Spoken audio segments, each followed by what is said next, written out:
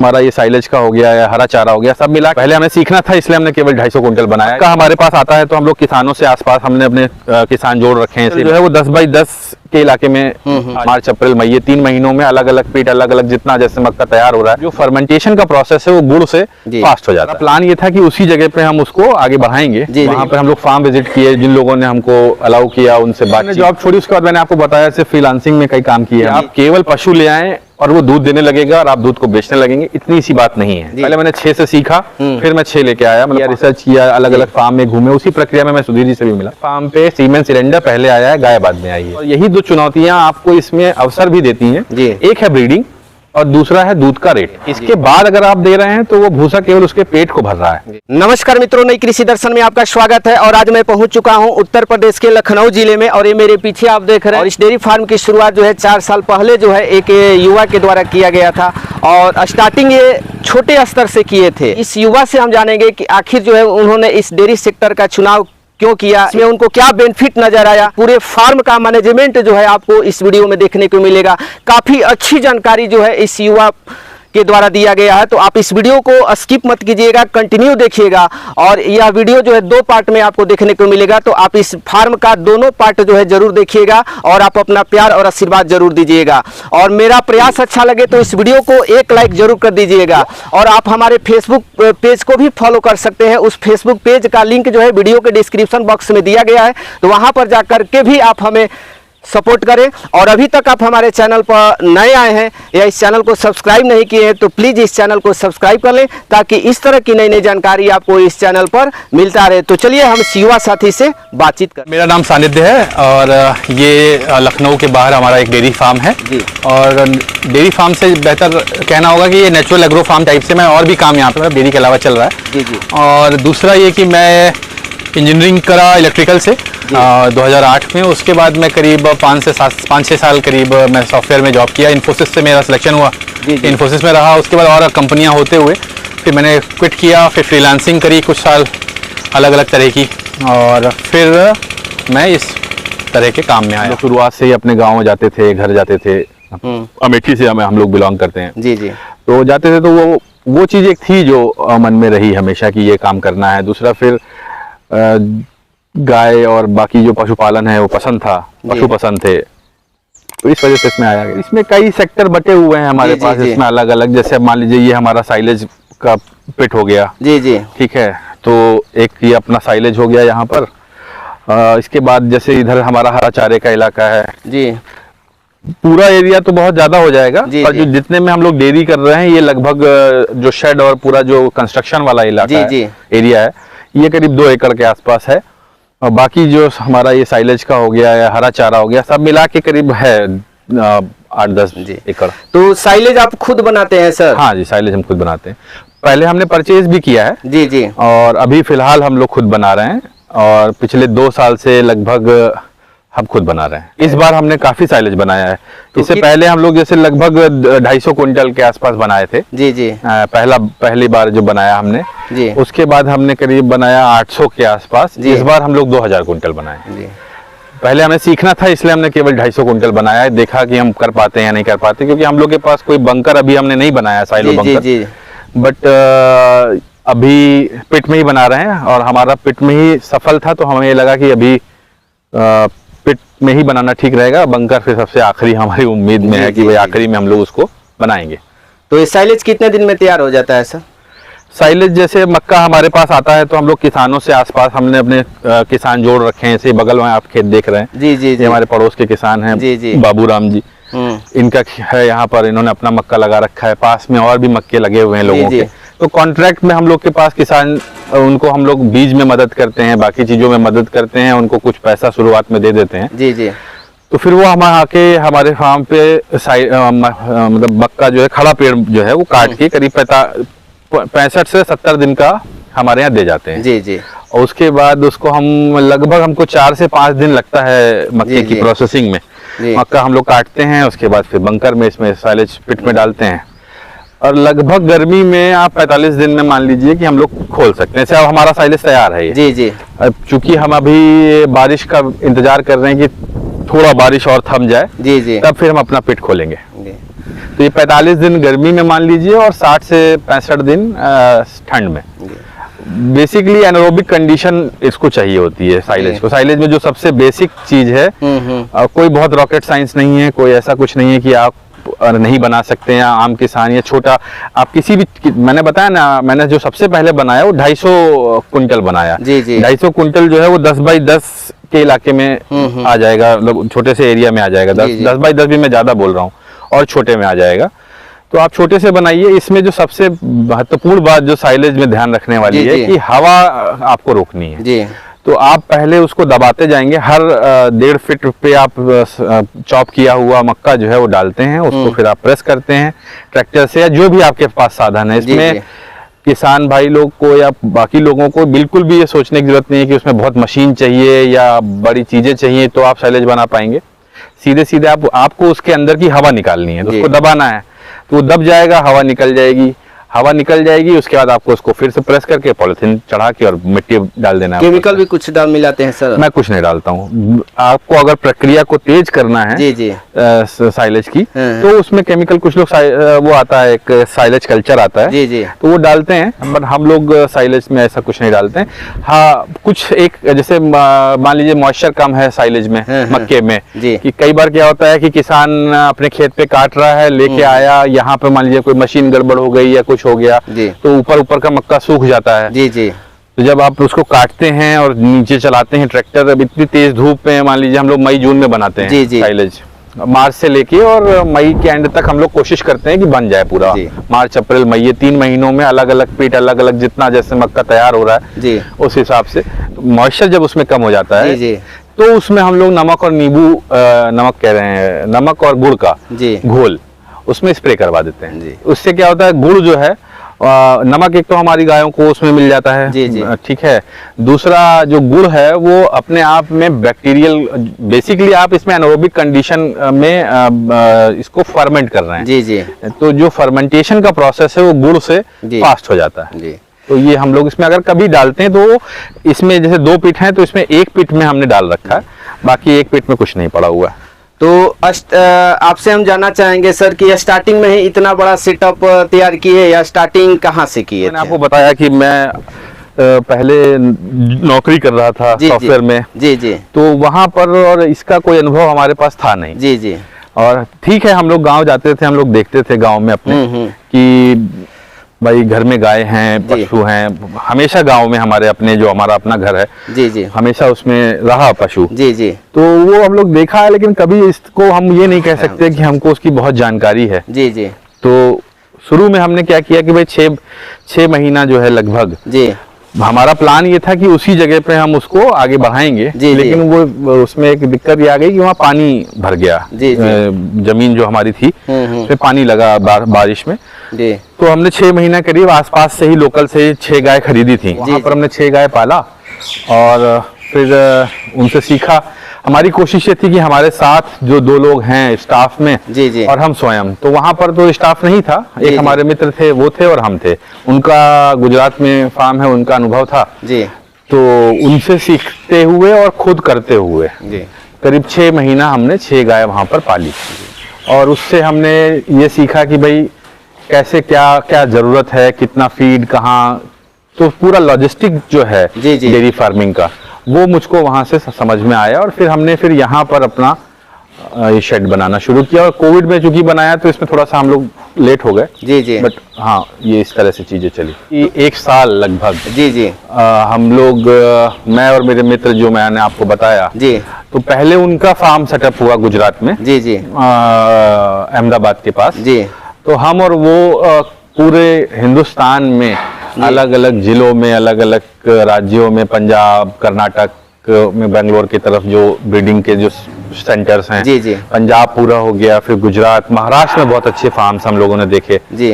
वहाँ पर हम लोग फार्म विजिट किए, जिन लोगों ने हमको अलाउ किया उनसे बातचीत हुई, फिर वहाँ से काफी कुछ हर जगह का जानकारी, नोट्स अपना हम लोग लेते थे, कि हम लोग को आदत नौकरी की पड़ी हुई थी उस समय पे। तो उस तरीके से चीजों को करते हुए एक एक चीज देखा गया कि इसमें किस तरीके से चीजों को किया जा सकता है। उनका फार्म सेटअप हुआ, तो वहां से हमने कुछ चीजें सीखी। फिर हम आए और फिर हमने जो छोटा अपना जो बताया आपको कि एक बांस का हम लोगों ने शेड बनाया था, कच्चा शेड बनाया था, और 6 गाय उसमें हमने रखी। और फिर वो हमने आसपास के किसानों को और जो एक हमारे पास वहाँ पे स्टाफ काम कर रहे थे उनको हमने देके फिर हम लोग इधर आ गए। और ये कोविड बीच में आ गया तो थोड़ा सा उसमें हम लोग को डिले हुआ। जॉब छोड़े सर तो घर वाले मना नहीं किए कि आप जॉब छोड़ करके इस गाय और गोबर में कहाँ से आ रहे हैं? नहीं, हमारा ये था कि पहले हमने जॉब छोड़ी, उसके बाद मैंने आपको बताया सिर्फ फ्रीलांसिंग में कई काम किए हमने। जी। पॉलिटिकल कैंपेनिंग रही है उसमें हिस्से में, और भी कुछ हमने, जैसे एक दिल्ली में एक कोचिंग थी उसमें मैंने पढ़ाया जी, जो इंजीनियरिंग सर्विसेज के लिए मतलब प्रतिबद्ध कोचिंग थी। जी। तो धीरे धीरे करके परिवार के जो हमारे लोग थे, खासकर माता पिताजी लोग, जी। उन्होंने मतलब धीरे धीरे मैं ही कहूँगा कि वो भी धीरे धीरे परिपक्व होते गए हमारे साथ ही साथ। वही ये नौकरी छोड़ दिया, फिर फ्रीलांसिंग किया, फिर घूमे हम लोग, तो उनको पता था कि अब ये नौकरी में तो नहीं जाने वाला। जी। लेकिन ये हुआ कि धीरे धीरे करके वो लोग भी मान गए। और मेरे पिताजी काफी रैशनल आदमी हैं, तो उन्होंने कभी विरोध नहीं किया। माताजी को थोड़ा रहा कि हाँ भाई ये क्या कर रहे हो, इससे अच्छा नौकरी था, बट जब वो लोग यहाँ आते हैं तो उनको हमसे ज्यादा अच्छा लगता है। तो इस क्षेत्र में आए सर, तो आपको कौन कौन सी चुनौतियों का सामना करना पड़ा? इसमें जो सबसे पहली चुनौती जो आती है वो आती है गाय का प्रबंधन। जी। प्रबंधन से मेरा मतलब है कि मैं आने के बाद के प्रबंधन की बात नहीं कर रहा हूँ। जी। आप जब गाय लाते हैं जी, तो भाई गाय कहीं पैदा होगी। जी। आपको वहां से गाय को लेके आना पड़ेगा। गाय कोई मैन्युफैक्चरिंग या मशीन की तरह बनाया तो जा नहीं सकता कि उसका एक सेट हर गाय एक जैसी निकल के आ रही है। जी। तो उसके कुछ अपने जगह हैं, बेंगलोर हो गया, पंजाब हो गया, तो हम लोग भी उन्हीं जगहों से और आसपास से जाके पहले कुछ गाय, जैसे यहाँ पर जब मैंने ये शेड बनाया तो हम लोग पहले 3 गाय लेके आए। जी। मतलब 3 गाय में मतलब 2 अडल्ट काऊ थी हमारी, मतलब बड़ी गाय थी, और एक उसकी बच्चिया थी। जी। तो 3 से शुरुआत करते हुए और विदिन 2 महीने में हमने लगभग हमारे पास यहाँ फार्म पे 9 टोटल पशु हो गए थे। जी। जिसमें 5 हमारी गाय थी और 4 बच्चियां थी। तो उनसे हम लोगों ने इस फार्म को शुरुआत की। बात आती है पहली चुनौती, मैंने आपको बताया कि आप अच्छा पशु अगर अपने फार्म पे नहीं लेके आएंगे तो आप अच्छे नस्ल पे काम नहीं कर सकते। जी। तो बात इस बात की इतनी सी है कि अगर आप पशु अच्छा लेके आ पाए, तो उसमें जो चुनौतियां हैं वो बाजार की चुनौतियां हैं। हर जगह पे देखिए अच्छे बुरे लोग हैं। जी। तो उस तरह से आप एक बार पशु ले आइए, उसकी अपने कुछ पैमाने हैं, ठीक है, कि गाय सिलेक्शन के। तो जब आप एक बार सेलेक्ट करके ले आते हैं, उसके बाद जो चैलेंज है, वो मेन चैलेंज जो है वो फीड है। जी। ठीक है, अच्छा चारा, अच्छा फीड, कंसंट्रेट फीड, जी, ठीक है, उसका व्यवस्था करना। दूसरा अच्छा वेटनेरियन या पैरावेट जो आपके यहाँ के AI करेगा, गायों का आर्टिफिशियल इंसेमिनेशन जो करेगा। तो मतलब आप एक बात ये समझिए कि आप केवल पशु ले आएं और वो दूध देने लगेगा और आप दूध को बेचने लगेंगे, इतनी सी बात नहीं है। जी। बात इसमें जो सबसे महत्वपूर्ण है वो है ब्रीडिंग। जी। ठीक है, तो अगर आप ब्रीड पे काम करना चाहते हैं तो आपके पास अच्छा पैरावेट होना चाहिए। जी। अगर वो अच्छा नहीं होगा तो आपके सीमेन खराब होंगे, गाय का समय खराब होगा, आपका पैसा खराब होगा। जी। तो सारी चीजों को जोड़ते हुए धीरे धीरे, इसीलिए मैं शुरू में बार बार बात बोल रहा हूँ कि मैं कम पशु से शुरुआत की। जी। पहले मैंने 6 से सीखा, फिर मैं 6 लेके आया, मतलब 5 अडल्ट गाय लेके आया और 4 उनकी बच्चियां थी। बहुत से लोग स्ट्रक्चर को बहुत तवज्जो देते हैं। जी। जब हम लोग भी फार्म विजिट कर रहे थे तो हमने एक से एक फार्म देखे, जिनमें मान लीजिए एक से एक हाईटेक फार्म देखे और एक से एक देसी फार्म देखे। देसी से मेरा मतलब खराब से नहीं है, देसी से मेरा मतलब है कि कम पैसे में, कम लागत में तैयार किए गए फार्म। तो मेरा अपना इसमें मानना ये है कि छोटे से अगर आप शुरू करते हैं तो बहुत पैसा शुरुआत में शेड में या डिजाइन में या इसमें खर्च करने की जरूरत नहीं है। जी। जैसे जैसे आपका जरूरत समझ में आए वैसे वैसे आप बढ़ते जाइए। गर्मी में काफी परेशान होने वाली गाय है, तो इनके लिए आप ऊंचा शेड बनाएंगे, हवादार होगा, ठीक है। उसके बाद आप फॉगिंग, आप देख रहे हैं फॉगर्स हम लोग है, पंखे हो गए, स्प्रिंकलर्स हो गए, इस तरीके से इनको मैनेज करते हैं। तो वो धीरे धीरे करके, जैसे सबसे पहले हम मान लीजिए जैसे कि हमारे शेड में पंखे हम सबसे पहले लाए और फॉगर लाए, ये स्प्रिंकलर पिछले साल हम लोगों ने लगवाया। तो स्प्रिंकलर जो है वो अलग समय के लिए काम कर रहा है, फॉगर अलग समय पे काम कर रहा है, पंखा अलग समय पे काम कर रहा है। अलग समय से मेरा मतलब है सीजन से, तो जैसे स्प्रिंकलर अभी जिस समय हम लोग तो 20 अगस्त को जैसे आज आप शूट कर रहे हैं तो 20 अगस्त में अगस्त सितंबर और कुछ हद तक जुलाई इसमें स्प्रिंकलर ही काम करता है, क्योंकि उमस अपने आप में बहुत ज़्यादा होती है। तो फॉगर क्या करता है, स्किन के ऊपर गाय की वो छोटी छोटी बूंदें जो होती हैं वो चिपक जाती हैं। जी जी। एक अपना एक उनका जाल सा बन जाता है, तो उससे हवा जो है शरीर में गाय को नहीं लग पाती है।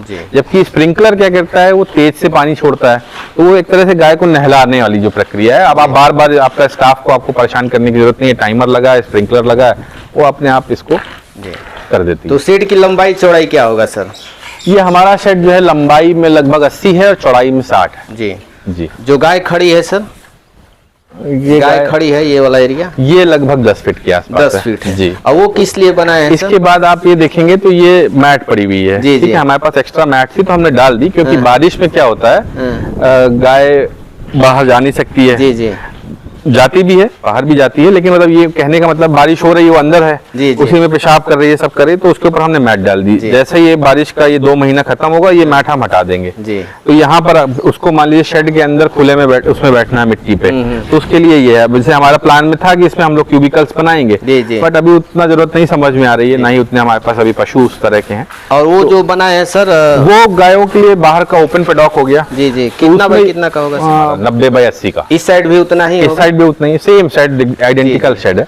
और ये हाइट कितना होगा सर बीच से सेंटर से? ये लगभग 22 फीट है। जी जी। ऊपर 22 है और उधर शायद 15 या 16 है। 15-16 इस साइड से। हाँ।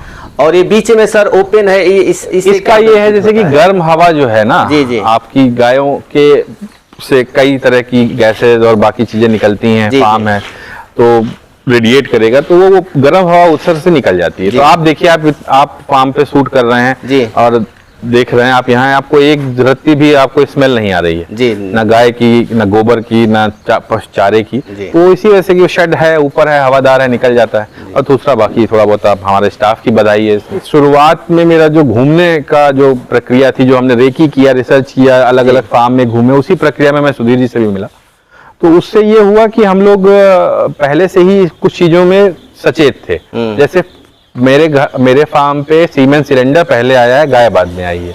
सिलेंडर पहले आया? आपको कोई ऐसा उदाहरण नहीं मिलेगा। अब इसको बेवकूफी कह सकते हैं या समझदारी, लेकिन सीमेंट सिलेंडर इसलिए पहले आया कि हमको सीमेंट के साथ साथ उसमें नाइट्रोजन पड़नी है, हर महीने उसमें आपको नाइट्रोजन फिल होना है। जी जी। वो कहाँ से आएगी, क्या होगा? हम गाय ले आए, पता चला गाय हमारी हीट पे है, हम उसको पहली बार ही हमने प्राइवेट या पैरावेट से लिया हुआ सीमेंट लगा दिया। जी जी। मैं उस सब चीज से बचना चाह रहा था, तो मैंने पहले सीमेंट सिलेंडर एक लिया, छोटा सिलेंडर था हमारे पास, और हमने अच्छा सीमेंट अपने पास फ्रॉम डे 1 रखा। जी जी।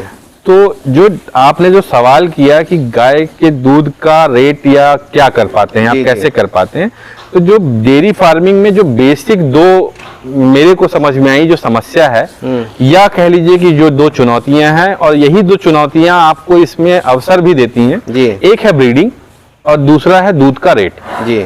तो अगर आप ऐसी जगह पर हैं, आपका फार्म ऐसी जगह पे है कि जहाँ पे आपको शेड के अंदर, फार्म के अंदर ही 40 रुपए मिनिमम का रेट मिल जा रहा है, मेरा मानना है कि अगर आपके अंदर फार्म से कोई 40-45 में दूध ले जा रहा है, आज की डेट में मान लेते हैं कि जब मैंने शुरू किया था तो 40 का रेट था। जी जी। आज उसको आप 45-50 मान लीजिए। अगर आपके फार्म से कोई 50 रुपए में दूध ले जाता है तो आप फार्म से बेच दीजिए जी, आप मुनाफे में रहेंगे। नहीं अगर बिक रहा है तो आपको उसको शहर ले जाना पड़ेगा। तो ये क्लियरिटी मेरे दिमाग में शुरू करने के समय पे रही। तो इसलिए मैंने फ्रॉम डे 1 मतलब नवंबर में मैं पहली 3 गाय जो मैंने आपको बताई, 2 गाय और 1 बछिया हम लेके आए, और फरवरी से हमने रिटेल शुरू कर दिया। तो पहला रिटेल हमारा बॉटल में हम लोग बॉटलिंग करते हैं जी, और मिल्किंग करके सुबह उसको चिल करते हैं और शहर ले जाके उसको बॉटल में दे देते हैं। शाम का जो दूध हमारे यहाँ होता है जी, फिर वो हम लोग पहले तो डेयरी में दे देते थे जी, अभी भी कभी कभी जब नहीं संभव होता है, बारिश हो रही है, नहीं बन पा रहे थे, अभी आप उधर देखेंगे हम लोग घी बना रहे हैं जी जी, तो बिलौना मेथड से हम लोग घी बनता है हमारे यहाँ जी। तो शाम का दूध मैक्सिमम उसमें इस्तेमाल हो जाता है। तो अभी कितना मिल्क का प्रोडक्शन है सर इस समय? इस बार हमारा लगभग 400 हम लोग टच किए जी जी पीक पे, और अभी फिलहाल जो अभी है हमारा लगभग 258 मतलब 260 के आसपास अभी हमारे पास है। प्रेजेंट टाइम में। और अभी हमारे यहाँ सितंबर लगभग 15 से जी फिर से काल्विंग शुरू हो जाएगी, तो हमारे पास फिर से मिल्क अपना बढ़ने लगेगा। तो गायों का जो सीमन डलवाते हैं सर, तो किस महीने में ज्यादा बेटर रहता है? इसमें ऐसा है कि एक तो अगर आप मान लीजिए फार्म से दूध बेच दे रहे हैं जी तो आपको कुछ सोचने की जरूरत नहीं है कि आज आपके यहाँ 400 लीटर है और 3 महीने बाद या 6 महीने बाद वो 200 लीटर हो गया। जी अब चूंकि हम लोग शहर ले जाते हैं दूध, और हमारा कमिटमेंट है हमारे कस्टमर को कि जो हमारे पास उपलब्ध दूध है वही हम आपको देंगे। और हमारे पास उपलब्ध दूध से मतलब है कि सारा फीड, चारा, सब कुछ आपने देखा होम ग्रोन है। यहाँ पर एक एक चीज वो आप देखें, उधर नेपियर हमारे पास उधर लगा हुआ है, उधर हमारा ये बाजरा लगा हुआ है। जी सर, ठीक है। और साइलेज हमारा अपना है ही। फीड हमने आपको बताया कि मैं कहाँ से ले रहा हूँ, तो फीड भी हम लोग चूंकि उस पूरी तरीके से मतलब उस पर भरोसा है, इस वजह से वहां से ले रहा, और हमको कोई दिक्कत नहीं। वही मैंने आपको शुरुआत में बताया कि शुरू में घूमने से हम लोग को ये रहा कि जो शुरुआती गलतियां हैं, ऐसा नहीं गलतियां नहीं हुई या परेशानियां नहीं आई, सब हुआ। लंपी बीच में आया तो हमारे फार्म पे नहीं, हम लोग बच गए, हमको वैक्सीन पता चल गई, हमने पहले वैक्सीनेशन उससे पहले ही करा लिया था। तो मेरा कहने का मतलब ये कि शुरुआत में जब पता चला तो चीजें उससे आसान हो गई। जैसे वर्ल्ड वाइड शायर का इस्तेमाल कर रहे हैं और बायफ के कुछ सीमन बहुत अच्छे हैं, वो हम लोग इस्तेमाल कर रहे हैं। और इसमें भी मतलब ब्रीडिंग भी पूरी अपने आप में एक अलग, डेयरी फार्मिंग का एक अलग आयाम है मैं कहूँगा। तो ब्रीडिंग में इस तरह से आप समझिए कि अगर आपको सेलेक्ट करना पड़ेगा कि कौन सी गाय आपकी, आप उसको कब बच्चा उससे चाह रहे हैं। जो हाई यील्डर है हमारी, अगर आप उसको गर्मी में बच्चा उसका प्लान करेंगे कि उसकी काल्विंग जो है गर्मी के महीनों में हो रही है, मई जून से लेके और आपका सितंबर तक, अगर आप इस बीच में अपनी गाय को प्लान कर रहे हैं जो आपकी हाई यील्डर है, तो मैं ये कहूंगा कि उसमें 20 से 30%, कभी कभी 40% तक का मिल्क ड्रॉप मिल सकता है। यानी कि जो गाय आपकी मान लेते हैं 40 लीटर दूध देगी ठंड में बच्चा देने के बाद, सेम लैक्टेशन की सेम गाय गर्मी में अगर बच्चा देगी तो वो कोई बड़ी बात नहीं है कि वो 28-25 लीटर पर रुक जाए। तो हम लोग ये कोशिश करते हैं कि जो हमारी लो यील्डर है उसकी काल्विंग गर्मी में प्लान करते हैं कि उस मान लीजिए हमको उसको 1 महीना ड्राई करके बैठा के खिलाना है, हम खिलाएंगे उसको, लेकिन उसकी काल्विंग हम ये प्लान करते हैं कि लो यील्डर जो हमारी पशु है, गाय है, वो मई से लेके और सितंबर के बीच में बच्चा जने, और जो हमारी हाई यील्डर है वो हमारी ठंड में बच्चा दे। तो ठंड में क्या होता है कि दूध हमारे पास ज्यादा हो जाता है, तो उसका वही प्रक्रिया हमारे यहाँ की भाई घी बनाते हैं हम लोग। घी बन गया, बाकी और भी कुछ चीजें प्रोड्यूस है हमारे, जैसे हम लोग वो मावा केक एक बनता है वो बनाते हैं, घी बन गया। घी ठंड में समस्या क्या आती है, आप घी बना रहे हैं लेकिन मट्ठा नहीं बिकता है, गर्मी में मट्ठा बिक जाता है। तो सब एक वो प्रक्रिया है, वो करते करते ही हम लोग ने भी धीरे धीरे इसको सीखते हुए आगे बढ़े और चल रहा है चीजें। कितना वो दूध कर रही है, उसकी क्या अवस्था है, कितने महीने की प्रेग्नेंट है, ड्राई है, नहीं है, तो हम लोगों ने आप देखेंगे सेक्शंस में बांट रखा है। हाई यील्डर हो गई ये इस सेक्शन में। अब तो ये समय, जिस समय आप आए हैं हमारे यहाँ, इस समय तो मैक्सिमम गाय ड्राई और प्रेग्नेंट मोड में है। जो दूध दे रही हैं वो कुछ गाय हैं, तो उसमें से इधर और इधर ये 2 साइड हमारा मिल्किंग साइड है, इसमें हम लोग मिल्किंग गाय रखते हैं। तो ये हमारी हाई यील्डर्स हो गई जो इस समय सबसे ज्यादा दूध इस समय फार्म पे जो दे रही होंगी। तो अब मान लीजिए अगर कोई गाय हमारी 20 लीटर का दूध कर देती है, 20 का ही उदाहरण लेके चलते हैं, तो लगभग आप ये मानिए 8 और लगभग 11 किलो के आसपास हम लोग फीड देते हैं दिन भर में। 11 किलो फीड हो गया। फीड से मेरा मतलब जो कंसंट्रेट फीड हो गया। उसके बाद साइलेज, उसके बाद हरा चारा और भूसा। तो इसमें भूसे की मात्रा हमारे यहाँ फार्म पे मैक्सिमम जो है वो 2 से 2.5 किलो और मिनिमम जो है वो 1.5 किलो। 1.5 किलो से 2.5 किलो के बीच में भूसा हम लोग हमारा वेरी करता है। इसके बाद साइलेज हो गया, तो वो डिपेंड करता है कि गाय के गोबर, बाकी उसका स्वास्थ्य, पेट सबको देखते हुए हम लोग साइलेज को लगभग आप ये मानिए कि 18 से 20 किलो के आसपास साइलेज रहता है और 5 से 6 किलो हरा चारा। ये हमारा। तो साइलेज के देते हैं तो उसमें हरा चारा भी मिला? बिल्कुल, देखिए मिला हुआ। हरा चारा इसलिए जरूरी है कि वो डायरेक्ट, आप ये समझिए सारा सब ड्राई मैटर कैलकुलेशन के ऊपर है। कि आप ड्राई मैटर और उपलब्ध रिसोर्स में मॉइस्चर और कितना ड्राई मैटर गाय के पास जा रहा है, इस पे निर्भर करेगा कि आप किस तरीके से उसकी फीड को प्लान कर रहे हैं जी। तो अब जैसे हम लोग हैं तो हमारा फीड जो आ रहा है हमको, जैसे मिनरल मिक्सचर है, कैल्शियम है, नमक है जी। इसकी चिंता नहीं है कि वो हमारे फीड में ऑलरेडी उपलब्ध है, और जो मैक्सिमम लिमिट हो सकती है उससे भी कुछ हद तक ज्यादा है। जैसे मान लीजिए 50 ग्राम के आसपास हमको कुछ देना है, तो हमारे फीड में हमें पता है कि अगर हमारी गाय 1 किलो खाएगी तो उसमें 80 ग्राम उसको जा रहा है जी। तो इस तरीके से हम लोग प्लान करते हैं। तो फीड हो गया, साइलेज हो गया और भूसा हो गया। जैसे भूसे को लेके एक बड़ा मिथ है जी जी। मतलब मेरा ये मानना है कि भूसा गाय को फाइबर के लिए है, उसको फिलिंग के लिए है। उसको जैसे हम लोग चावल खा लेते हैं जी। खाने में, रोटी से हमारा मन भरा जी, पेट हल्का लग, मतलब पेट को भरने के लिए हमने आखिरी में दाल में थोड़ा सा चावल डाला और खा लिया जी। तो भूसे की जो गाय के लिए जो जरूरत है वो 1.5 किलो से 2 किलो है जी। इसके बाद अगर आप दे रहे हैं तो वो भूसा केवल उसके पेट को भर रहा है जी। तो आप देखेंगे हमारी गायों में, अगर आप इस समय देखिए, ये सबसे विपरीत समय है किसी भी डेयरी फार्म में वीडियो बनाने का या उसमें अपनी गाय को आपके सामने लाने का। जी जी, सही तो बात।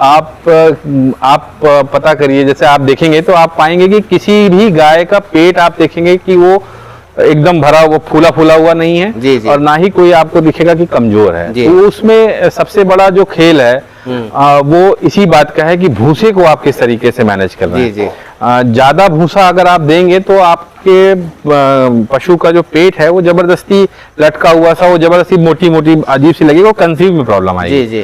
तो हम लोग जो कंसेप्शन का टाइम आता है तो बहुत ही लिमिटेड फीड पे, लिमिटेड से मेरा मतलब है कि उनको बहुत ज्यादा आप नहीं खिलाते हैं उस समय पे।